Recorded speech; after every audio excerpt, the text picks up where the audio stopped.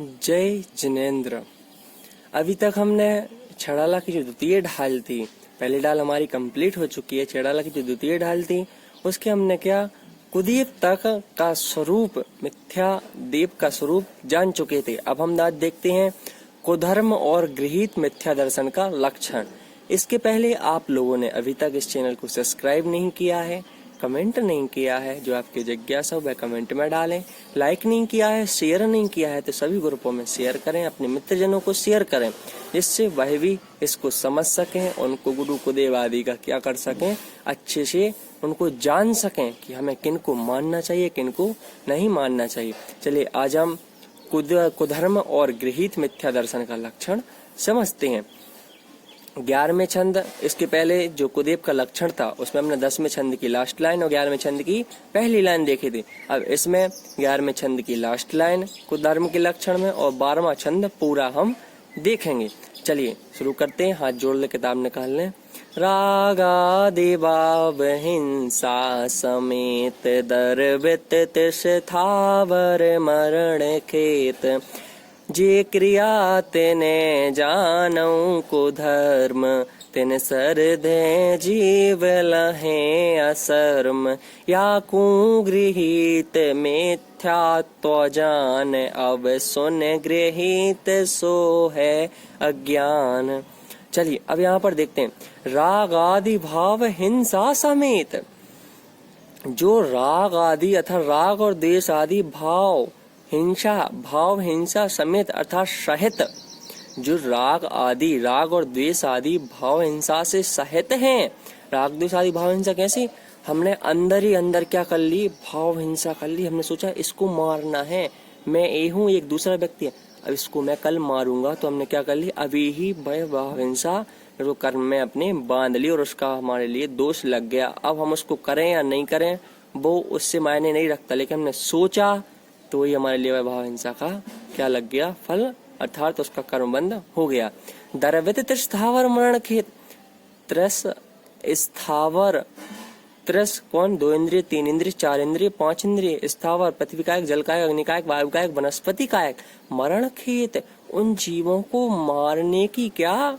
मरण खेत, घात के स्थान को, अर्थात जब उनको मारते हैं अर्थात उनको फालतू में ही तोड़ते हैं, उन पत्तों पेड़ पौधों को आदि को, ठीक है, उन जीवों को सताते हैं, तो क्या हमने क्या कर ली? द्रव्य हिंसा, वह क्या हो गई? द्रव्य हिंसा हो गई। अर्थात भाव हिंसा क्या कहलाती है? अगर हमने मन में गलत विचार रखे, किसी से ममत्व आदि रखा, तो वह हमारे लिए भाव हिंसा का कर्म बंध हो जाता है। और द्रव्य हिंसा कहलाती है स्थावर तिरस आदि जीव के स्थान को क्या करना? उनको घात पहुंचाना, उनका मरण कहलाना, वह क्या कहलाती है? द्रव्य हिंसा कहलाती है। और आगे जे क्रिया तने जानऊ कुधर्म, जे क्रिया अर्थात जो क्रियाएं, क्रिया अर्थात क्रियाएं, तने अर्थात उन्हें, कौन को? द्रव्य हिंसा भाव हिंसा को, कुधर्म क्या? मिथ्या धर्म, जानऊ अर्थात जानना चाहिए, अर्थात उन क्रियाओं को क्या जानना चाहिए? मिथ्या धर्म जानना चाहिए। तेन सर्दे जीव लहे असर्म, तेन अर्थात उनके सर्दे जीव सिद्धांत करने से जीव अर्थात प्राणी अशर्म अर्थात दुख लहे मतलब प्राप्ता है, अर्थात प्राप्त करता है।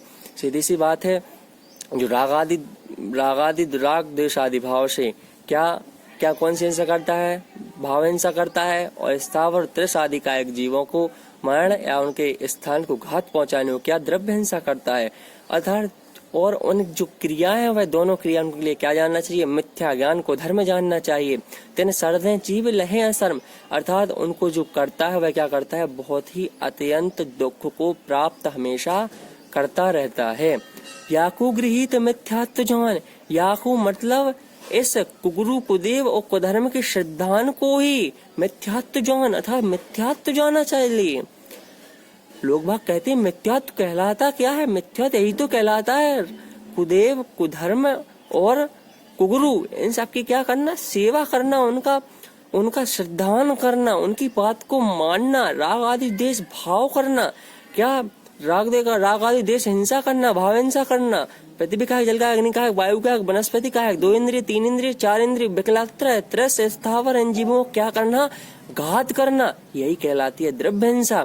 और जो इन क्रियाओं करता है वह क्या, जानऊ कुधर्म, अर्थात उसके लिए मिथ्या ज्ञान जानना चाहिए। तेने सर्दे जीव लहे शर्म, और उन सब से क्या है, संसार में यह जीव भटकता है, अर्थात अत्यंत दुख को प्राप्त करता है। या कुगृहीत मिथ्या तुझन, इसी को क्या, गृहीत मिथ्या दर्शन जानना चाहिए। अब सुन गृहीत सो ये है अज्ञान। अब सुनिए क्या, गृहीत मिथ्या गृहीत मिथ्या ज्ञान, अज्ञान अर्थात मिथ्या ज्ञान। अब उस किसके सुनिए, अगृहीत मिथ्या ज्ञान को अगले छंद में सुनाते हैं। इसका हम एक बार अर्थ देख लेते हैं। राग देश रूप भाव हिंसा से युक्त जो क्रियाएं हैं वे सब क्रियाएं कुधर्म हैं। इस प्रकार कुगुरु कुदेव कुधर्म में जो जीव श्रद्धा रखता है वह अज्ञानी जीव सदा दुख पाता है। इसे ही गृहीत मिथ्या दर्शन समझो। अब गृहीत मिथ्या ज्ञान क्या है उसे सुनिए। चलिए हम देखते हैं 13वां छंद, गृहीत मिथ्या ज्ञान का लक्षण। एकांतवाद दूषित समस्त विषयादिक पोषक अप्रशस्त, कपिलादि रचित श्रुत को अभ्यास सो है, कुबोध बहुधैन त्रास। अर्थात गृहीत मिथ्या ज्ञान, गृहीत मिथ्या दर्शन क्या समझा, उनको गुरु को देव और कुधर्म की सेवा करना, उससे दुख प्राप्त करते रहना संसार में, क्या कहलाता है, गृहीत मिथ्या दर्शन। अब देखते हैं गृहीत मिथ्या ज्ञान अर्थात एकांतवाद दूषित समस्त्र। एकांतवाद एकांत रूप कथन से, एकांत रूप कैसे, एकांतवाद निश्चय से और व्यवहार से। जब भी शास्त्रों में कथन होता है तो दोनों प्रकार से किया जाता है, निश्चय से भी और क्या, निश्चय से और व्यवहार से। किसी भी शास्त्र में क्या निश्चय से वर्णन नहीं किया जाता है, क्योंकि अगर निश्चय से करेंगे तो व्यवहार में उसे कैसे लाएंगे। निश्चय से कह दिया कि आत्मा का स्वरूप जानना देखना है, तो क्या हम उतारे कैसे, उतारेंगे उनके लिए कैसे, व्यवहारी अर्थात आंखों से ही तो उतारेंगे, व्यवहार रूप में भी तो अच्छे। निश्चय से क्या कहा गया है कि वहां पर बताया गया है कि राग द्वेष आदि भाव को नहीं करना, तो कैसे करेंगे हम, व्यवहार से। द्वेष करेंगे एक दूसरे को, अगर मारेंगे तो क्या व्यवहार से तो करेंगे, अंदर ही अंदर तो हम किसी को मारने डालेंगे। उसी प्रकार से जब भी शास्त्रों में वर्णन होता है दोनों प्रकार से हमारे लिए समझना चाहिए। अगर नहीं है तो हमारे लिए खुद लगाना चाहिए कि यह निश्चय से और यह मोक्ष, यह निश्चय से और यह व्यवहार से कहा गया है। तो एकांत बात दूषित समस्त अर्थात एकांत रूप कथन से दूषित अर्थात खोटे विषय आदि पांचों इंद्रियों के विषय, स्पर्श रसना घ्राण चक्षु कर्ण के विषय क्या होते हैं, पोषक अर्थात पुष्ट करने वाले, क्या अप्रशस्त्र अर्थात खोटे।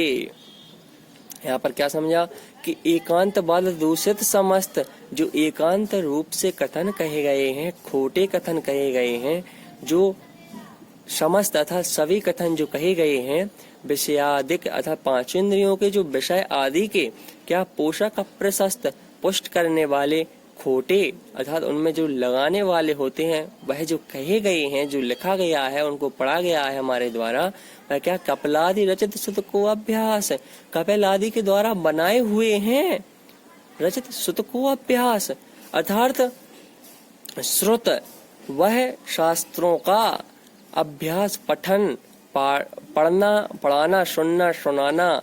कुबोध अर्थात गृही, सो है कुबोध बहुदैन त्रास, सो अर्थात वो है मतलब है, कुबोध बहुदैन त्रास गृहीत मिथ्या ज्ञान है, वह बहु दैन त्रास अर्थात वह हमारे लिए बहुत दुख देने वाला है।